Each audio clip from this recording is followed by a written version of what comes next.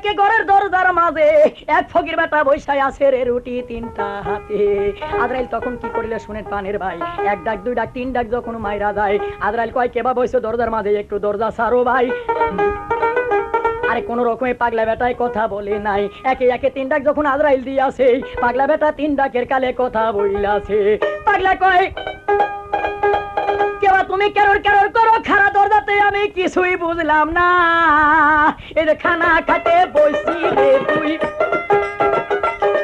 আমি খানা খাইতে বইছি রে তুই, চোখে দেখলি না রে আসে